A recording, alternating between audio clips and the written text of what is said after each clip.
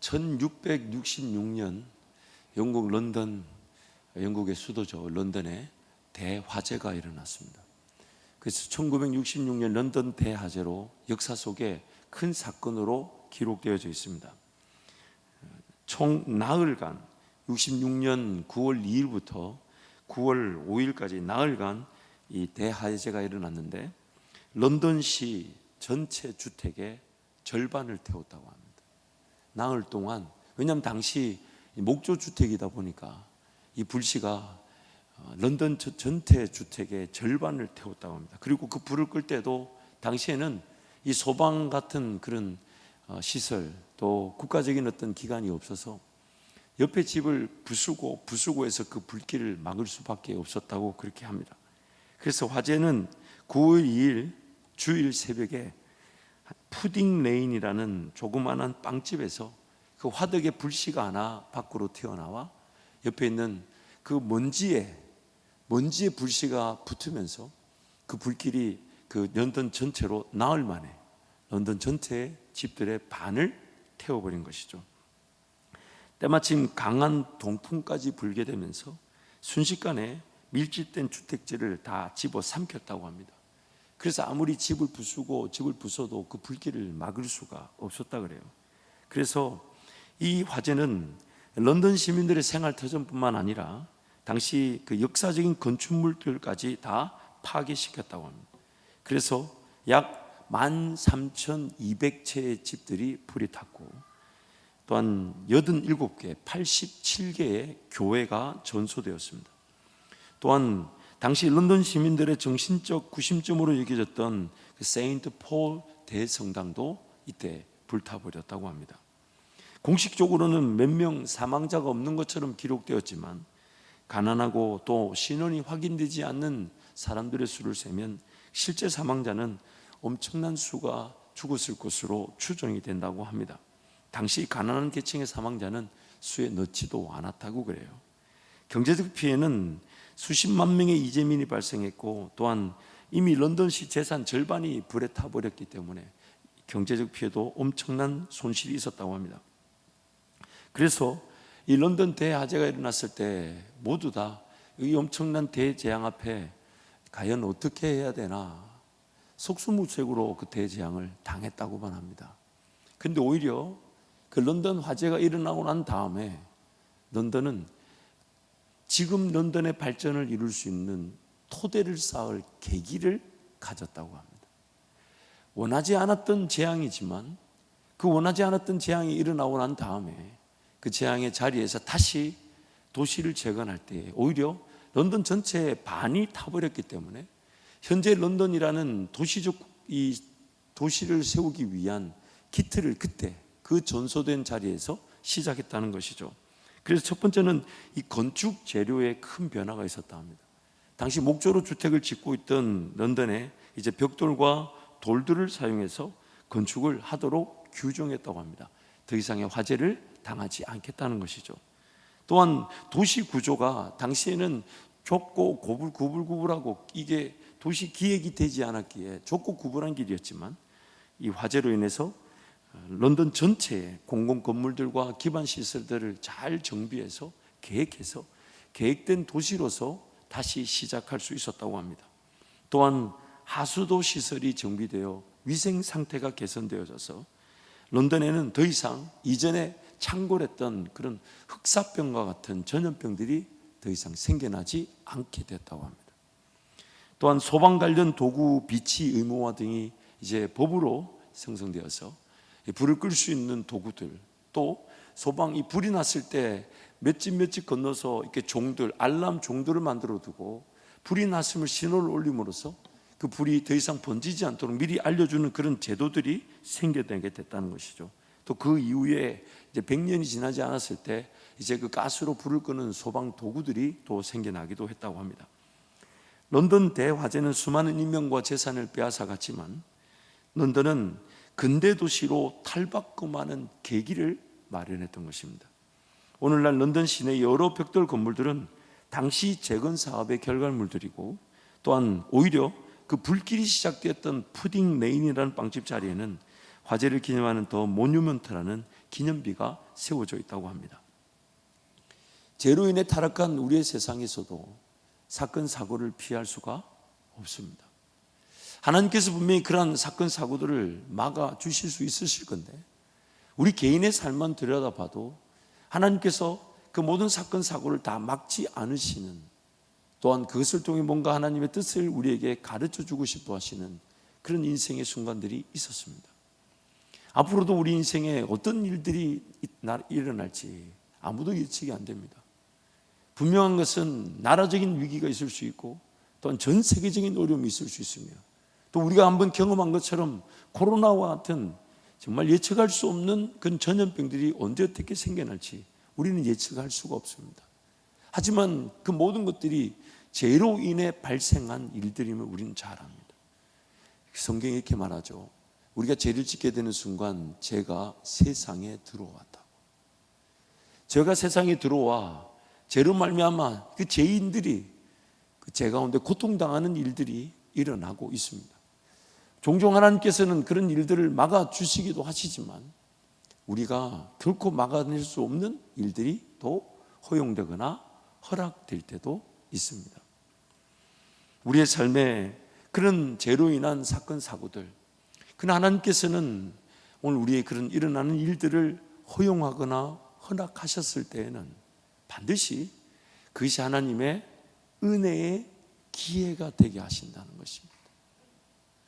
이해되지 않고 정말 감내하기 쉽지 않고 감당할 수 없는데, 하나님께서 내 삶에 오는 우리 가정에 혹은 우리 교회에 그런 일들이 허용되거나 허락되게 하셨을 때에는 저와 여러분이 잊지 말아야 될 것은 그 어떤 것도 우리를 그리스도의 사랑에서 끊을 수가 없기 때문에 허락되거나 허용되어진 그 모든 일들이 아무리 크고 아무리 힘들고 아무리 어려워도 하나님께서 그것을 내가 감당할 수 있기에 허락하셨다는 것이죠. 내가 감당할 수 있기에 허락하셨다는 거예요. 여러분, 우리는 연약합니다. 하지만 나를 붙들고 계신 하나님의 손길은 강합니다. 나는 부족합니다. 그러나 나를 지지하고 계신 하나님의 그 놀라운 능력은 세상 그 어떤 것도 무너뜨릴 수가 없습니다. 그렇게 우리가 쉽게 간과하는 것은 내 실력과 내 능력의 기준에서 이 일이 어렵다, 이 일이 힘들다 그렇게 평가하고 판단하는 것이죠. 과연 하나님이 나를 어떻게 붙들고 계실까요? 과연 하나님 나를 어떻게 지키고 계실까요? 하나님 나를 어떻게 보호하고 계실까요? 막상 그런 어려움과 아픔이 일어나 보지 않으면 하나님 나를 어떻게 지키시고 보호하시는지를 우리는 결코 알 수가 없습니다. 그러나 그런 어려움들이, 아픔들이 일어났을 때 먼저는 그 하나님이 나를 지키고 계시며, 야, 나는 이런 사건과 어려움으로 인생이 끝날 줄 알았는데 그러나 하나님은 살아계셔서 나를 포기하지 않으셨기에 내가 그 어려움과 그 아픔을 이겨낼 수 있었구나, 그 어려움을 견뎌낼 수 있었구나, 하나님이 나를 그 과정을 지나오게 하셨구나, 우리는 하나님의 함께 하심을 분명히 알게 됩니다. 그래서 역으로 바꿔보자면 그 사건과 그 사고, 그 어려움이, 그 아픔이 나에게 허락되지 않았다면 나는 과연 나를 붙들고 계신 하나님의 강함을 알 수 있었을까요? 그 어려움과 아픔, 사건, 사고 생각만 해도 몸서리 칠 만큼 두려운 일인데, 만약 그 일이 아니었다면 하나님께서 나를 지키고 계신 뿐만 아니라 내 힘과 내 능력으로 보살펴지지 않는 인생이 하나님의 능력과 권세로 지켜질 수 있다는 것을 나는 배울 수 있었을까요? 여기서 하나님의 딜레마가 있다고 했죠. 그 일을 허락하지 않으면 내 힘과 내 능력으로 사라진 인생으로 평생 연약한 채로 살아갈 테고, 그 일을 허락한다면 당장에 죽는다고, 힘들다고, 어렵다고, 죽을 것처럼 아파하니까 참 그거를 허락하지 않으면 좋으련만 하나님께서는 그것을 허락하심으로 오늘 우리가 나는 연약하지만 나를 붙들고 계신 하나님이 나를 지켜주고 계시는구나, 나를 지켜주고 계시는구나. 우리 성도들은 마음에 들지 않으면 아멘을 하지 않아요. 늘 그렇게 얘기하시대요. 어떤 목사님이 아멘의 종류가 있대요. 아멘이 있고 노멘이 있고 한 가지가 더 있어요. 너멘이 있대요. 너나 아멘 하라는 거예요.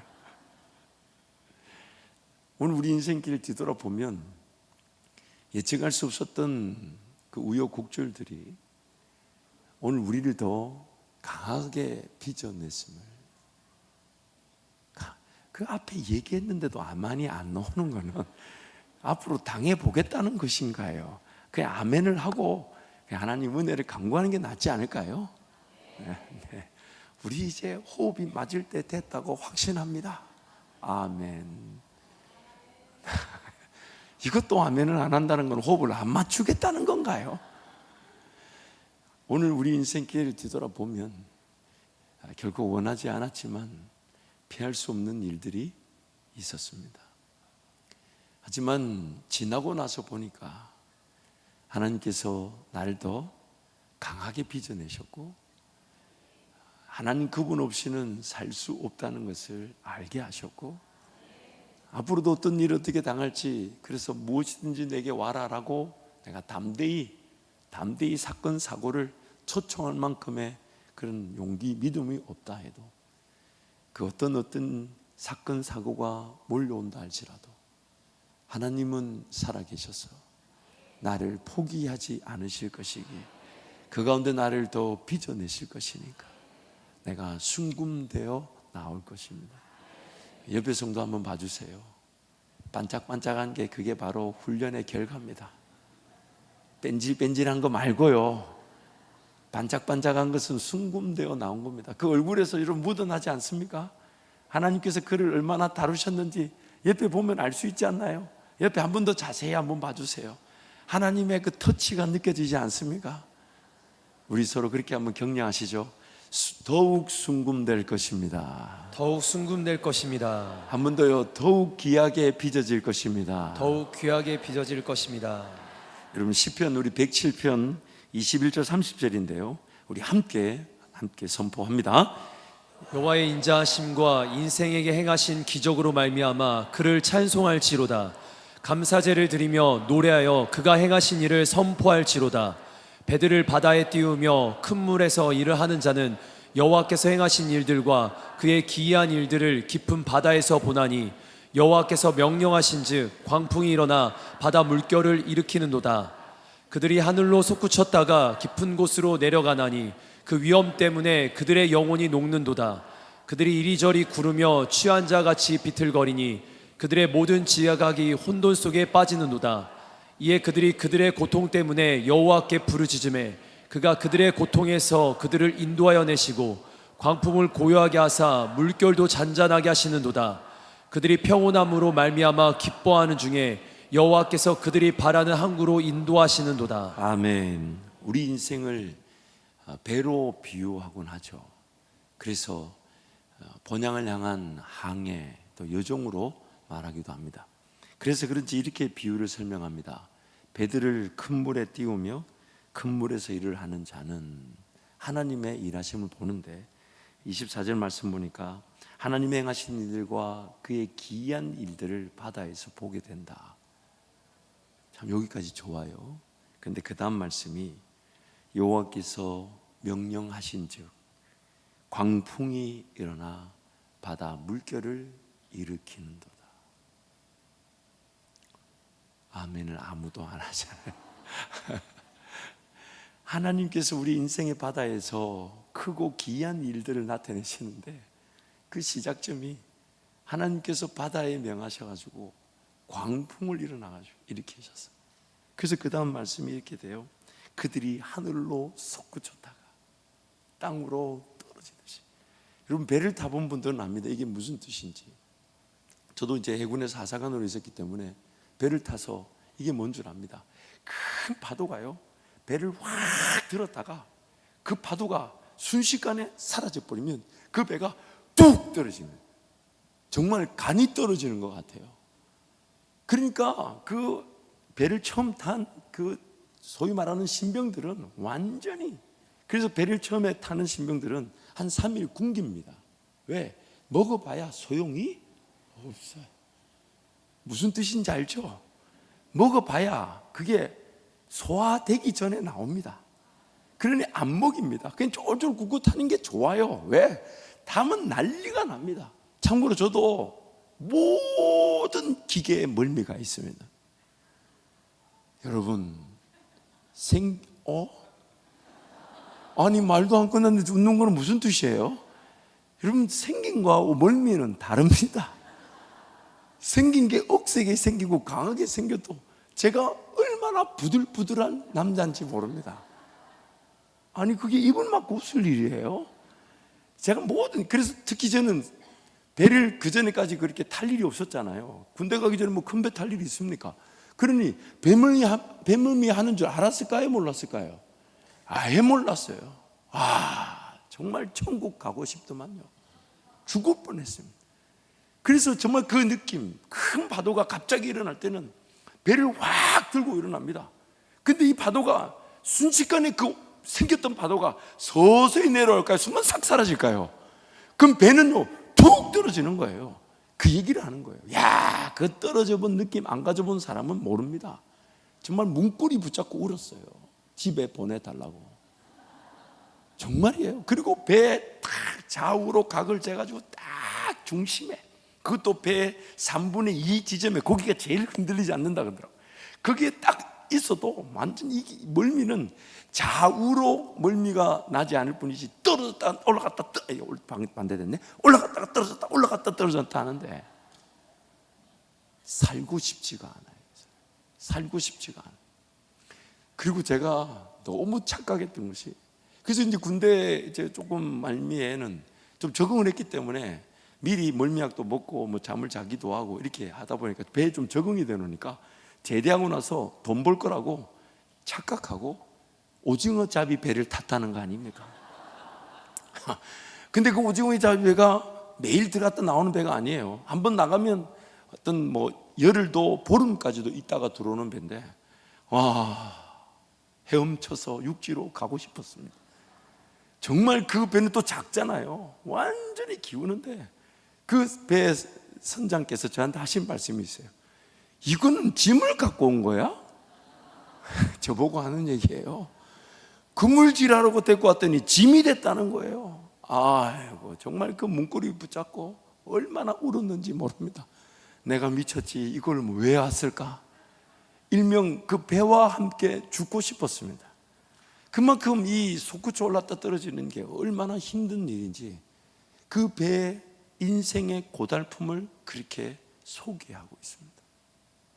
그러자 그 일로 인하여서 그들이 이리저리 구르며 취한 자같이 비틀거리다가 모든 지각이 혼돈 속에 빠진다. 이 무슨 말이냐면, 이거 어떻게 해볼까, 저거 어떻게 해볼까, 이런 생각조차 할 여유가 없다는 거예요. 완전히 그냥 정신이 나가버리는 거예요. 그냥 문고리 붙잡고 멍하니 그냥 바다로 들어갈까, 이 생각밖에 안 나는 거죠.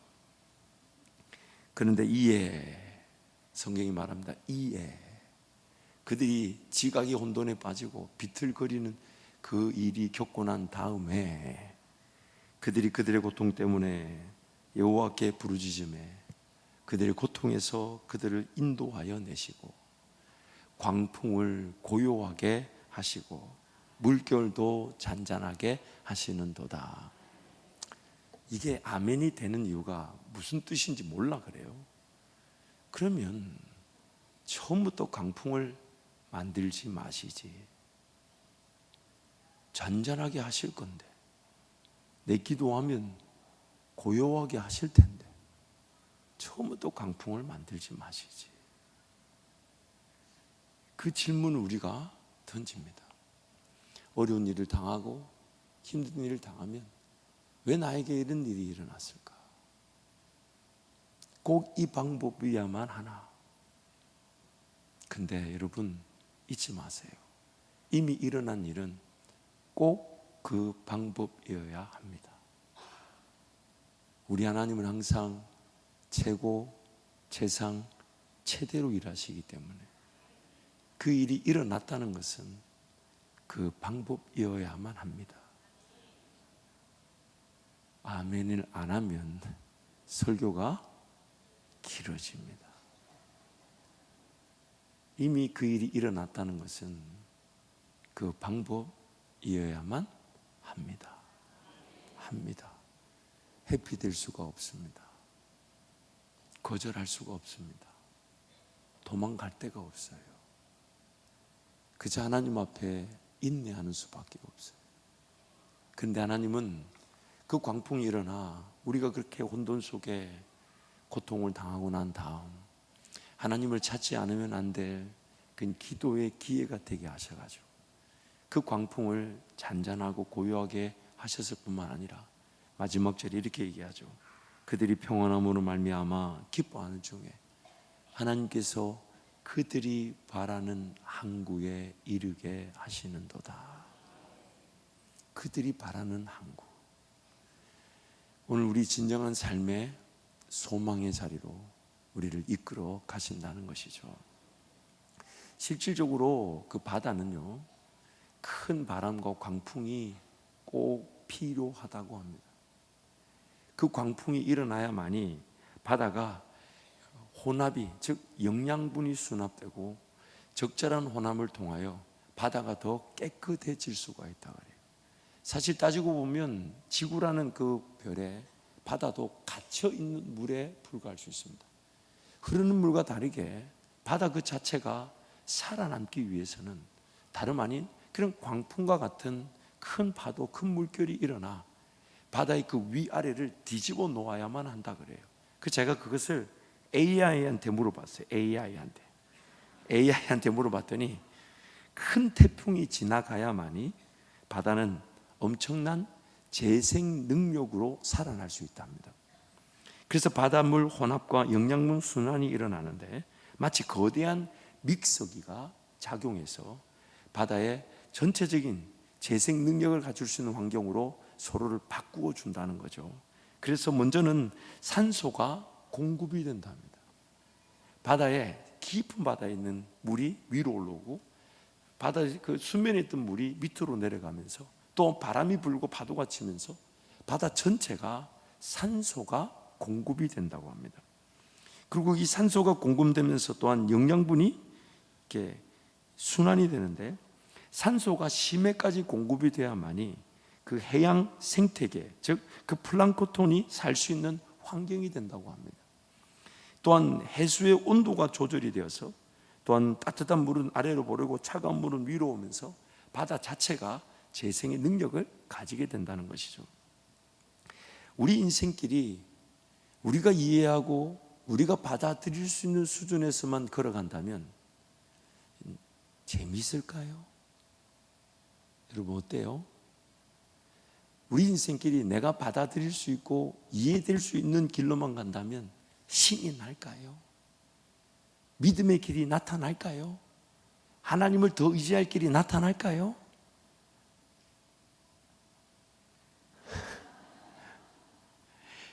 아니, 이해를 잘 못하셨나요?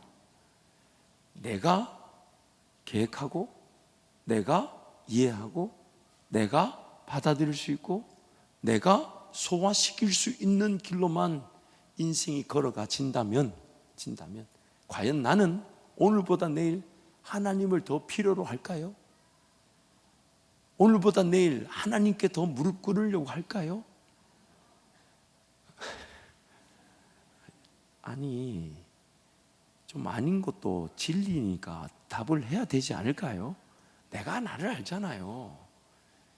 그렇게 오늘 내 인생을 하나님께서 한번 흔들어 주지 않으시면 나는 그렇게 고착화되고 그렇게 안주하게 되고 그렇게 그냥 편안과 편리를 추구하게 되고 뭐 도전하려고 하지 않을 거고 어려운 일 시도하려고 하지 않을 거고 믿음의 길 아이고 목사 니나 가라. 그럼 나는 왜 사는 걸까요? 성장이 없겠죠. 삶이 재미가 없을 거예요. 하나님을 간절히 의지하고 기뻐하고 즐거워할 일이 없을 거예요. 물론 우리 죄로 인해 그 태풍 같은 광풍이 일어나 바다를 뒤집어 놓는다는 걸 압니다. 그러나 시편 말씀은 오히려 하나님은 우리의 죄로 일어난 일조차도 하나님 그분이 우리를 일깨우시고 우리를 정결하게 하시고 우리를 바르게 하시는 하나님의 주권적인 역사인 것처럼 우리에게 소개하시는 거예요. 무슨 뜻이냐면 죄는 내가 지었는데 그 죄로 인해 나타나는 그 결과, 그 아픔, 어려움을 하나님 그분이 함께 감내해 주시고 함께 처리해 주시고 함께 그 일에 우리와 길을 걸어가 주시는 것이에요. 그래서 하나님이 그 광풍을 일으키시듯 세상에 나의 삶의 환경을, 가정의 자녀들을 뒤집어 놓으시는 거예요. 그것을 통해 저와 여러분이 그냥 편리와 편안을 추구하는 인생에서 하나님 그분께 깨어 기도하지 않으면 안 될 만큼의 간절함과 갈급함과 목마름과 배고픔으로 하나님께 달려 나오게 되는 것입니다. 그렇게 오늘 삶에 사건 사고가 일어날 때마다 저와 여러분 어떤 자세를 취하면 좋을까? 3가지로 한번 정리해 보겠습니다. 첫 번째는 왜 이런 일이 일어나게 하셨을까? 왜 이런 일을 일어나게 하셨을까라는 그런 의문의 원망보다는 이런 일이 일어나지 않으면 안 되도록 하신 하나님의 뜻이 있으실 것이다. 그래서 하나님 앞에 인내할 수 있는 겁니다. 이런 일이 안 일어났으면 좋으련만 이런 일이 일어났다는 것은 하나님께서 이 모든 것을 주관하고 계시면서 하나님 분명한 뜻을 가지시고 나에게 지금 일을 하고 계신 것이니까 왜 이런 일이 일어났을까라는 그런 의문의 원망보다는 하나님께서 이런 일이 일어나게 하신 뜻을 가지고 계실 것이다. 그래 하나님 앞에 인내하는 거예요. 여러분 어려움 당해봐서 아시잖아요. 사람들하고 얘기해 본들 답이 나오던가요? 오히려 이상한 오해를 살 만한 루머만 생기지 않던가요? 어떤 어려움과 아픔이 생겼을 때마다 사람한테 위로받을 해본들 소용이 없습니다. 나를 위로해 줄 자는 하나님밖에 없어요. 왜냐하면 그걸 확인시키시려고 지금 그 일이 일어난 거거든요. 어떤 일이 일어나든지 간에 사람한테 위로받고 이길 일이면 우리는 그것을 사건 사고라 말조차 꺼내지 않겠죠. 사건 사고라는 것은 그 누구도 나도 해결하지 못하는 일이기에 그 누구도 나를 위로해 줄 수 없어요. 물론 그 자체가 사람의 위로가 잘못됐다는 건 아닙니다. 격려해 주고 기도해 줘야 되지만 그 일을 당하는 당사자 입장에서는 쳐다보고 의지하고 바라야 될 것은 하나님밖에 없어요. 하나님밖에 없어요. 하나님밖에 없어요. 하나님 그분이 뜻을 가지시고 일하시기에 욥이 이러잖아요. 하나님께서 작정하신 일은 반드시 이루실 것이라. 그에게는 그 작정된 일들이 많다. 비록 이해가 되지 않고 언제 끝날까? 어떻게 변화될까? 전혀 예측이 되지 않지만 하나님 반드시 이 일을 시작하셨다는 것은 이 일을 이루고야 마실 것이기 때문에 하나님이 작정하셨기 때문에 내가 그 작정하신 하나님의 일 앞에 이리저리 사람에게 도움을 구하려 다니지 않고 하나님 앞에 매달려서 왜 이런 일이 일어났습니까? 라는 그런 질문보다 원망의 의문보다 하나님께서 이 일을 나에게 허용하신 것은 하나님 분명한 뜻을 가지고 계시기에 하나님만 바라보며 잠잠히 인내할 수 있도록 하나님 도와주옵소서. 두 번째로 이 사건 사고를 통해 내가 배우지 않으면 안 되는 것이 있다. 이 사건 사고가 허용되어졌다는 것은 이것을 통해 하나님 나에게 가르치고 치유하고 회복시키시고자 하시는 계획이 있다는 것이죠. 그래서 하나님 앞에 묻는 거죠. 하나님, 이 일을 통해 제가 놓치지 말아야 할 하나님의 뜻은 무엇입니까? 이 일을 통해 하나님 저에게 알려주고 싶으신 게 무엇입니까? 이 일을 통해 제 내면에 고치고 싶어 하시는 게 뭡니까? 다루고 싶으신 게 뭡니까? 제가 무엇이 고쳐져야 됩니까? 무엇이 회복되어야 됩니까? 무엇이 변화되어야 됩니까? 무엇을 내려놓아야 됩니까? 무엇을 붙잡아야 됩니까? 하나님 이 사건 사고를 통해 하나님 나에게 가르쳐 주고 싶으신 것이 무엇입니까? 그것이 바로 우리가 던져야 되는 질문인 것이죠. 그리고 세 번째로 더 나아가서 오히려 하나님께서 이 과정을 통해 나에게 복을 주시려고 하시는 것은 무엇인가? 분명히 이 어려움은 어려움대로 하나님께서 고요하게 하시고 잠잠하게 하셔서 나를 건져내 주실 것인데, 성경은 거기서 끝이 나지 않고 우리가 바라는 그 은혜의 항구에까지 나를 이르게 하신다고 하시니, 그래서 우리 원로 목사님 우리에게 늘 가르쳐 주셨던 게 있잖아요. 하나님 아무런 유익 없이 고난만 당하지 않게 하여 주십시오. 그래서 하나님 이 과정을 통해 저에게 복을 주시고자 하시는 건 뭡니까?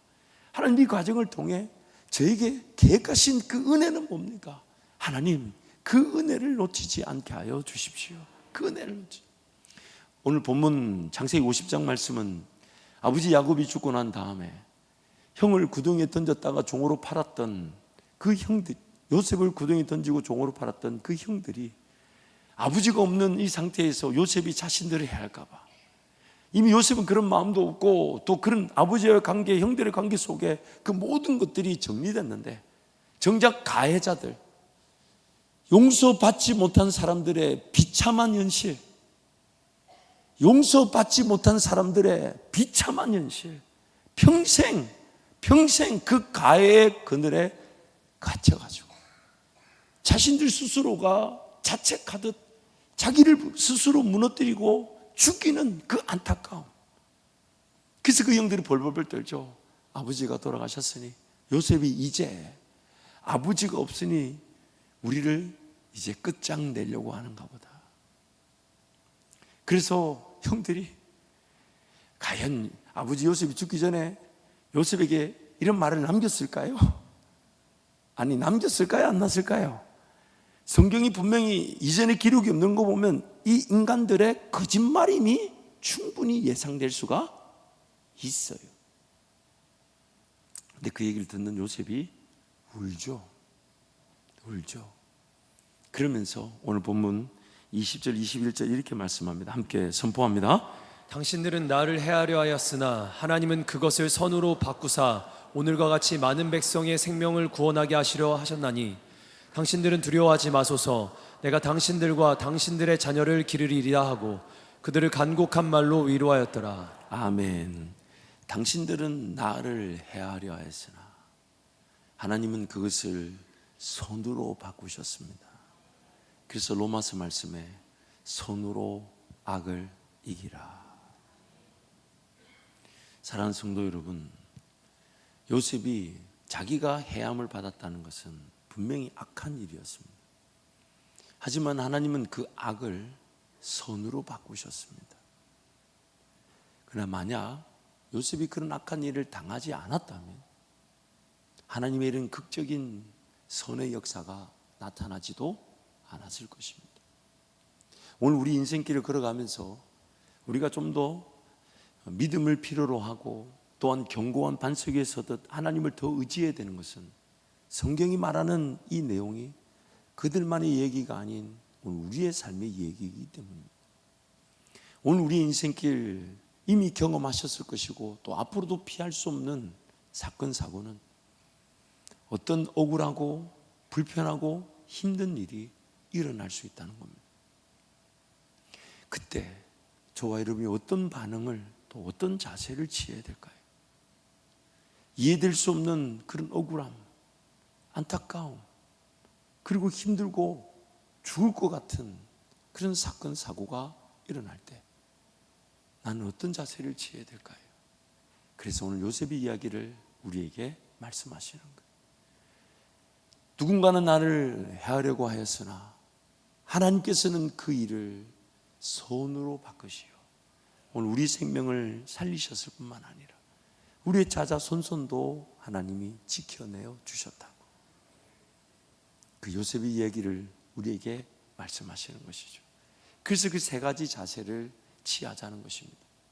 왜 이런 일이 일어났을까라고 반문하기보다는 하나님께서 이런 일이 일어나지 않으면 안 되는 분명한 뜻을 가지고 계신다.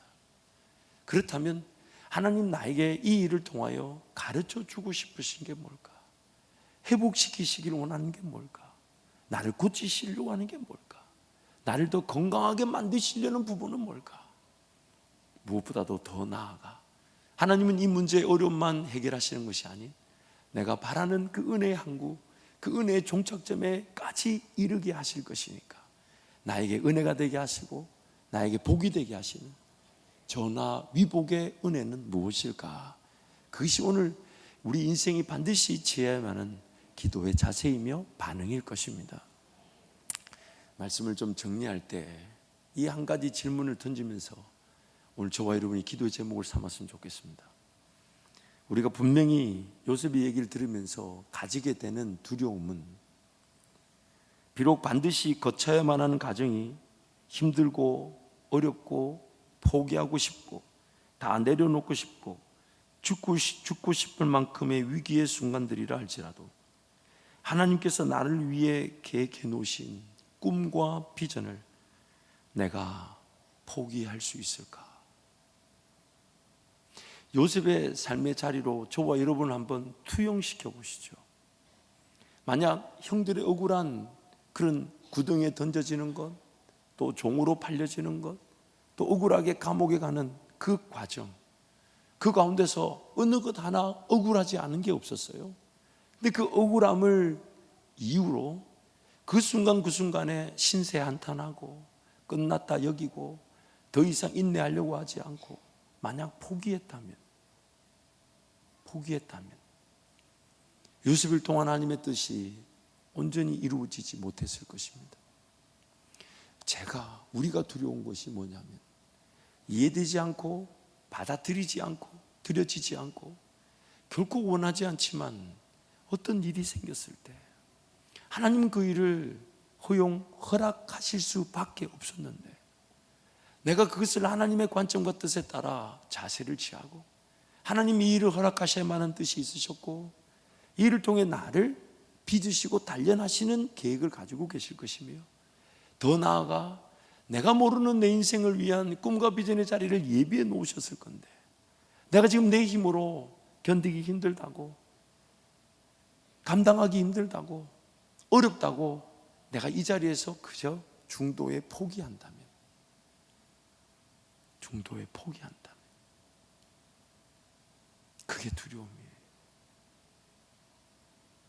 그게 두려움이에요. 여러분 인생을 살다 보면 나를 행복하게 하는 건지 무엇이 나를 행복하게 하는 것인지 여러분 아셨던 적이 있습니까? 무엇이 나를 기쁘고 즐겁게 만드는 것인지 여러분 아셨던 적이 있습니까? 설상 알았다 해도 그 기쁨과 즐거움, 행복은 결코 오래가지 않았을 것입니다. 어떤 길이, 어떤 직업이, 어떤 사역이 나를 위한 최고의 직업, 길, 사역인지 알고 걸어가는 사람은 아무도 없습니다. 어떤 경우는 죽기보다 싫은데 하나님은 그 길이 너를 위한 길이고 그 길이 너를 행복하게 할 것이고 그 길에 서보면 네가 죽기보다 싫었던 그 직업이 너의 최고의 직업임을 알게 될 것인데 지금 네가 모르니 그러나 하나님은 그 은혜를 주고 싶어 하실 텐데 저와 여러분이 인생을 대하면서 너무 쉽게 좌절하고 포기하려고 하고 하나님 앞에서 인내하려고 하지 않고 회피하려고 한다면 나를 향한 하나님의 꿈과 비전은 과연 어떻게 이루어질까요?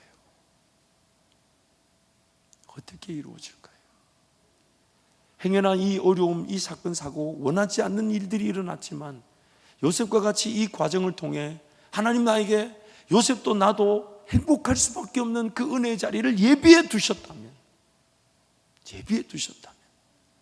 난 오늘 어떤 선택을 해야 될까요? 죽으면 죽을지언정 하나님 앞에 매달리고 인내하는 게 낫지 않을까요? 하나님만 바라보는 게 낫지 않을까요? 그것이 바로 우리가 가지게 되는 제일 큰 두려움입니다. 하나님 나를 위해 예비해 놓으신 그 길에는 관심이 없이 내가 살고 싶은 삶을 살아지는 것, 그것이 인생의 가장 허무하고 안타깝고 낭비고 허비죠. 그러기에 여러분, 오늘 우리 인생길 우리는 결코 알 수 없습니다. 그러나 하나님은 다 알고 계셔서 그 인생길에 나를 가장 좋은 길로 인도하십니다. 근데 그 가장 좋은 길이 내가 이해될 수 없고 원하지 않고 받아들일 수 없는 사건, 사고, 우여곡절이 있는 길이라는 거예요. 왜냐하면 나를 더 정결하게 하시고 나를 더 죄에서 자유하게 하시고 나를 더 하나님을 닮아갈 수 있도록 하기 위한 길이기에 도전의 길일 것이고 믿음의 길일 것이고 시도의 길일 것이고 엄청난 인내의 길일 것이에요. 그러나 그것도 하나님이 은혜를 주셔서 인내하게 하시고 도전하게 하시고 시도하게 하시고 바라보게 하실 거니까 비록 지금은 도저히 1분도 견디지 못할 것 같아 보여도, 그러나 쉽게 포기하고 내려놓지 못하는 것은 하나님 나를 위해 계획해 놓으신 일이 있다면 어떡할 거예요? 하나님 나를 위해 예비해 놓으신 은혜의 자리가 있다면 어떡할 거예요? 하나님 나에게 너를 모르지만 이 과정을 통해 내가 너를 빚어내요. 너로 하여금 반드시 하나님의 그 복이 뭔지 은혜가 뭔지를 누리게 하겠다고 그 계획을 가지고 나와 함께하고 계신다면 내가 어떻게 해야 될까요? 그래서 하나님 앞에 매달리는 것입니다. 사랑하는 성도 여러분, 우리는 그 어떤 어려움도 그 어떤 사건 사고도 내 인간적인 힘으로 이겨낼 수 있는 일이 하나도 없습니다. 명심하십시오. 아무리 작은 일이라도 아무리 미미한 일이라도 내 힘과 능력으로 이겨낼 수 있는 사건 사고는 하나도 없습니다. 하나도 없어요. 그 모든 것이 하나님 은혜를 나를 지켜주셔야 이겨낼 수 있는 것이지 내 힘으로 이겨낼 수 있는 일은 없습니다. 그러기에 어떤 일을 당하든지 간에 어차피 그 일도 그게 크든지 작든지 내 힘으로 이겨낼 수 없는 일을 하나님 허락하셨다면 오히려 그것이 계기가 되어 큰 물에서 솟구쳤다가 떨어지며 비틀거리며 좌우로 죽을 것처럼 내 삶이 괴로워도 하나님 앞에 기도하며 하나님 앞에 엎드려서 하나님을 인내하게 될 때에 반드시 우리 인생은 하나님 그분이 그 문제 어려움을 헤쳐나갈 뿐만 아니라 우리가 바라는 은혜의 항구에 요셉을 세우시기 위한 그 자리에 요셉을 세우셨듯이 저와 여러분을 세우시게 될 것입니다. 그 하나님을 기대하면서 우리 끝까지 주님만 바라보고 주님만 의지하고 하나님의 위로만을 의지하는 우리 성도들이 되시기를 축복합니다.